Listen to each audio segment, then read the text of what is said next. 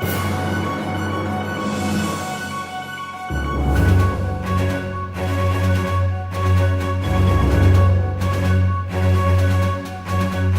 I am Marie Robb, and I am running to be your full-time county chair. How many people in this crowd know what a county chair does? Okay, so a county chair is someone who runs the party in Galveston County. They are someone who gets people block walking. They are people that go out and recruit precinct chairs. They are also fundraisers. I come to the table with 40 years of business experience. I am the only candidate who has been a general manager, vice president, and president of both public and private companies. I have owned my own company since 1997. The county chair needs to be a proven leader. The county chair, especially in this year, with the most important elections of our life, needs to be available full time. With owning my own company, I can put a full-time effort towards it. I am already out. We have 87 precincts in Galveston County. We currently have 42 precinct chairs going into the most important election of our lifetime. I am already recruiting precinct chairs, as well as I am already recruiting people to get involved with the family, with the party, sorry. I am married, Chris Robb, he is an auditor, partner at Ernst & Young. I have 2 grown sons. One is in law school in Oregon, and the other is a manager at Caterpillar.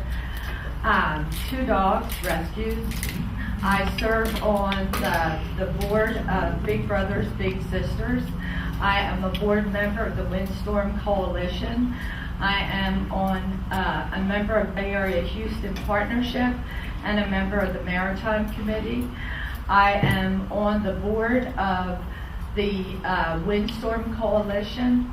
So I have dedicated my time and efforts working in Austin and in Washington, as well as locally, to fight for things that are critical for our citizens of Galveston County, such as windstorm insurance, flood insurance, because if we can't afford to live in Galveston County, there will be no Galveston County Republican Party. So I am here, and my cards are in the back. I also have information on our precinct conventions. Precinct conventions are held on election day, and they start around 7:30 when the polls close. They usually run 30 minutes. It's important for you to get involved with your precinct conventions, because that takes you to the next level, county convention and on to the state conventions. It's also a time that you can bring forward a resolution. And you might say, well, what's a resolution? A resolution is something, for an example, one of the precinct chairs brought forward a resolution last year that the UN should never have control of our American troops. God bless our American troops.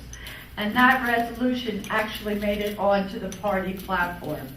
So I ask you all to get involved, because we must unite and grow the Republican Party.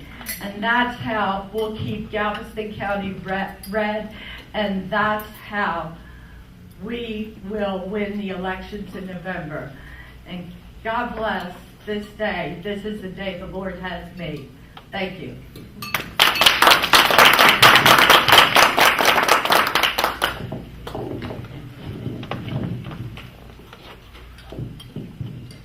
Hello, my name is Carl Gustafson, and I am your Galveston County Republican Party Chairman. I'd like to continue in that role. I was elected to this position late last year by a more than 2-to-1 margin, or 2-to-1 ratio of the executive committee of the Republican Party in Galveston County. For those who don't know, I'm a city councilman in Friendswood, was elected first in 2013, had a very successful first term, looking forward to the second term starting later this year. I'm married, my wife Teresa. We have 4 children, 1 grandchild. I graduated from Old Dominion University in Norfolk, Virginia with a Bachelor of Science degree in Mechanical Engineering. I registered in the state of Texas as a professional engineer in both mechanical engineering and chemical engineering, and I worked for a small petrochemical related engineering firm here in the area as a project manager, and I'm very blessed to have a cooperative employer and client that allows me to take time off and provide schedule flexibility to engage in my political endeavors. A little bit about why I'm running.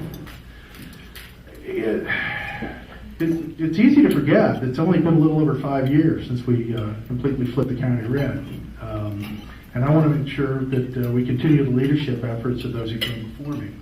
I want to ensure that we have a person serving in this role with a proven track record of success.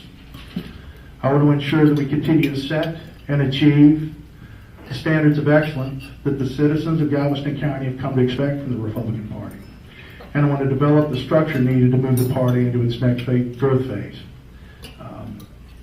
A little bit more about me, why you should pick me, I think. I'm the only candidate up here with a college degree. I'm the most educated. As an engineer and project manager, I believe I bring with me a unique set of personal experiences and skill sets that will serve me well and the Republican Party well. I have experience solving complex problems. I have experience dealing with a diverse set of personalities and stakeholders that often have competing agendas. I have experience developing and adhering to project schedules and multi-million-dollar budgets. Hence, I believe that my professional experience and skill sets best suited to this role. Like all of you in this room, I'm conservative. I believe in low taxes. I'm pro-life. Get behind just about every adoption cause I can find. I'm a big proponent of the Second Amendment of the United States Constitution. I serve on the Houston Galveston Area Council,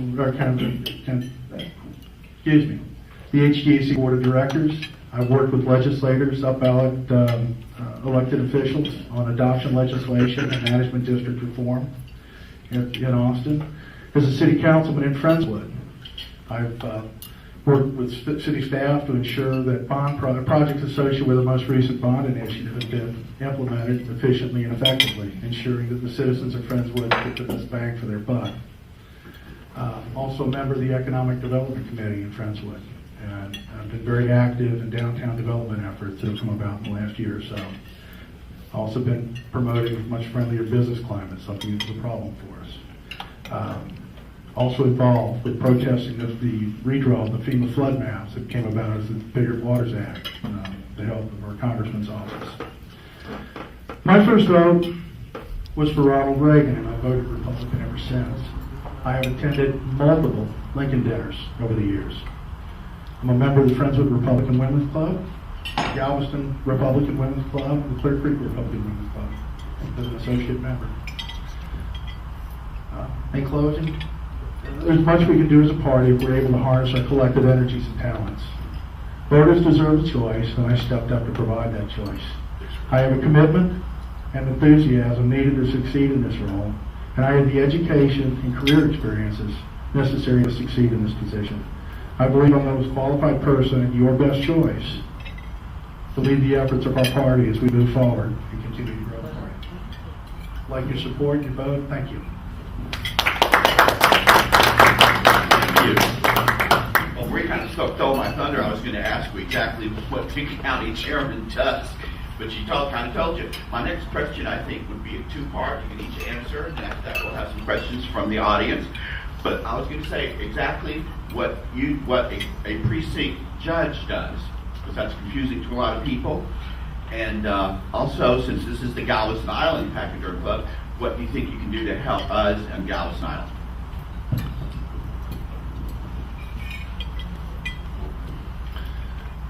Precinct judge? Yeah. Precinct chair. I'm sorry. Precinct chair is responsible at the most grassroots level for generating activity in the party. They're the ones who really coordinate the block walking in their areas. They're the ones that ensure that their neighbors get out and get out and vote and encourage them to vote Republican. They're really the level of the party where the effort to build the party originates. It's an elected position. Each one of you will, if there is a precinct chair in your area, and it's a contested seat, there'll be a spot on the ballot. Actually, I guess it ought to be there too, even if it's not. But and most of us have one. I think most of us in this room. I think Marie said there are a number of unfilled precinct chairs in the county. Did a little research on that last couple of days. I mean, there were 15 precincts in the county where there was not one single vote for Greg Abbott in the last election. So, how much effort we want to put into getting a precinct chair there when we can't get somebody to even come out and vote for our governor. Anyway, hopefully that provides you some answer. Just to comment on something my opponent said, I guess he doesn't think that Steve Jobs or Bill Gates was educated because they only went 3 years to college. And I'm glad I paid for my own college and worked while I was in college. A precinct chair is probably one of the most key positions there are, because they are the ones who go out and motivate people to vote. I'm not sure where my opponent is getting his numbers from, but you can pull down all of the past elections, and you can see that there are exactly 4 precincts where there weren't votes. Going back to lieutenant governor and governor, and you can also see, yes, 1 precinct that just had 2 Democratic votes. But it was interesting, one of, I think it was our Speaker of the House, made the statement, just because there isn't people voting there doesn't mean we shouldn't be out recruiting voters. We all know that the Democrats in this upcoming election will have buses picking up people off the street to go and vote for president. And that's why it's so important that we have a precinct chair in each of the precincts. When we're talking about open precincts, we're talking about League City has open precincts. We're talking Dickinson has open precincts. Galveston has open precincts. The precinct chair is also the person who puts together the precinct conventions. And again, I have a list on the table of where each of your precinct conventions are. So the precinct chair is one who makes it all happen. And that's something when I become chair that I will change, because our meetings are 1, sort of sporadic, 2, they're in small rooms, 3, we're not disseminating information the way we should be disseminating information, or we wouldn't have to ask that question, what's a precinct chair? I guarantee you I could ask multiple people in this room who their precinct chair was, and they wouldn't know. And that's why it's important you have the right person as your county chair that can motivate people and get them involved. I'm going to share a story when I was speaking up at the Mainland Rotary. And you can't do political talk, so I was simply talking about the process. And I had 2 people come up to me, one attorney, and I know we have enough attorneys for both, but and also the public affairs person from Memorial Herman. And she said, I don't think I have a precinct chair. How can I get involved? What can I do to help grow the party? And that's why we need a county chair that is going to go out on a full-time basis and get people committed to the Republican Party. Thank you.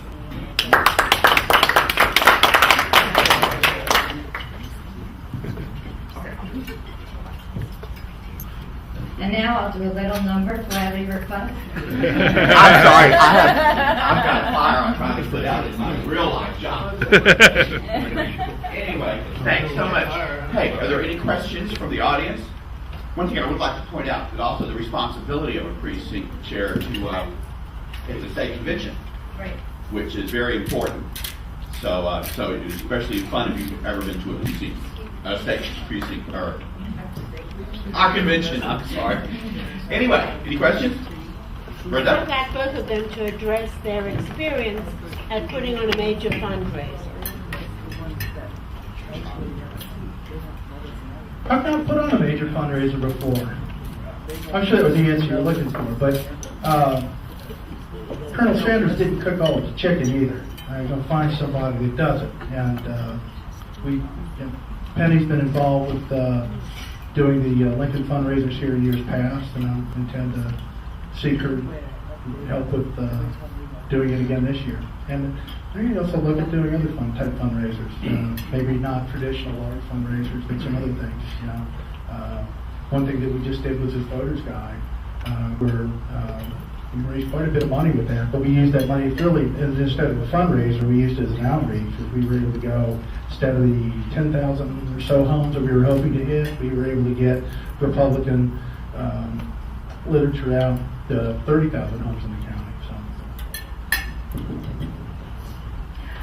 Fundraising is a key important part of the county chair. This year I served on Galveston Republican Women's fundraising committee, and we doubled the amount of money. We raised $31,000. At the same time, I was doing a fundraiser for Boys and Girls Harbor up in LaPorte, and we actually raised $120,000. I just came from Texas A&M, my previous meeting, where we were doing the wrap-up of the George Mitchell Mardi Gras fundraiser, where we actually fund endowed scholarships for the children. So I have vast experience, successful experience. You can ask Jerry Moon. I am always asking him for donations. And with all the boards that I sit on, like Texas Shore and Beach and so forth, where I'm treasurer, I am always conscious and putting a full-time effort to being committed to that organization. And I have a very successful track record from back when I was a little kid doing Jerry, what was his name? Jerry, the one who does the Memorial, Jerry Lewis carnivals, walking up and down our avenue where the stores were, getting people to donate money so we could do a Jerry Lewis carnival, because then I would get tickets, 20 tickets to the baseball game, and I could bring all the kids in the neighborhood. So I have vast experience in fundraising. Thank you. Any other questions? Judge? I don't have a question, but I'm in precinct 144 and we don't have a precinct chair, and haven't. And I'm pretty sure there's more than 2 Republicans in that precinct. I would think. Okay, it looks like that's it. Up, back to back. Next to Tom. We talked about getting precinct chairs involved. I've been in that office for 10 years now. I'd like to know how you're going to do it, because it hasn't worked yet. Well, I'm going to continue what I'm currently doing, because I am already finding people to put in applications for open precincts. 2 things that I've heard when I chose to run for this position, decided early last year, was 1, you'll never get the county together. 2, you'll never fill precinct chairs. Well, a word I love to hear is never, because then you can assure I'm going to do it twofold. We have to be getting the word out. We have to be communicating with people. We have to be using social media. We have to be using what, especially the younger generation, is using to disseminate information. As I said, I am already out recruiting precinct chairs for the precincts that are open and just sharing the message of the process. So I plan on continuing exactly what I'm doing. Thank you. Also, we answered that. Go ahead, because I want to come back to that. I have some also that we've been recruiting, and Marie, I certainly hope that you'll provide those to us after the election. I'm kind of disappointed we're not seeing them right now, but because we can submit the application to start that process now. The question, I guess, is what we're going to do to recruit precinct chairs. You got to be careful about that. I mean, if we want to fill, we obviously want to fill as many as we can, but if we go fill all 87 of them, we're filling them just to fill them. You're not going to get people that are very committed to doing this, and they're not going to show up to executive committee meetings, and we're not going to have quorums, and we're not going to be able to hold meetings. It's a vetting process, and it's, what are we, 40-something short right now. It takes a while to hire that many people. If this were an employer, it's going to take quite a while to go out and recruit that many on a volunteer basis. And again, we are resource limited. We're doing the best we can, and everybody that's working for the party is a volunteer. You should keep that in mind. He answered it. Okay. Thank you, Paul. I would have a question in that we have a lot of precinct chairs who are totally and completely inactive and have been for years. What would either of you suggest the possibility of doing? I wouldn't want to insult them, but some of them can't, get out and block walk and do those things that most of us do. Is there the possibility of an organization that we could go and put them in and pick their minds, and gather information from their time that they've served and things like that? Or we've got people who only show up for special called for elections, and you'll never see them again.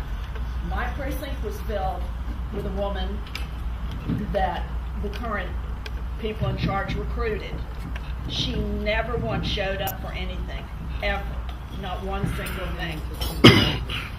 And that kind of bothers me a little bit. And she's not going to run again this time, so that was a precinct that, could have been filled. I think you bring up a very good point. And that's exact type of thing I'm trying to avoid by just going out and filling seats to fill seats. I don't know whether the inactive ones are doing it. I just assume they don't understand exactly what their role is. I'd have to talk to each and every one of them to understand exactly why they're not doing it. But I suspect, like with a lot of organizations, there are wagon pullers and there's wagon riders. And you're going to get some of that with these precinct chairs as well, which is, again, I'm pointing out, it's important to vet and make sure that we get qualified, motivated precinct chairs to fill these positions. But for those that are just not active out of a lack of understanding what their role is, certainly we can step in and help them out with that. And for others, it could be, life situations change.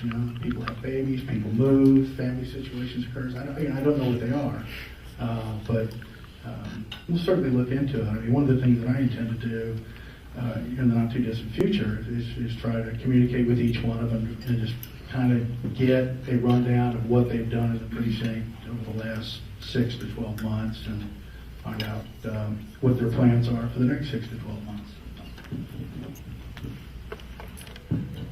I think we would look to other counties. I mean, Republican county chairs didn't begin and end with Galveston County.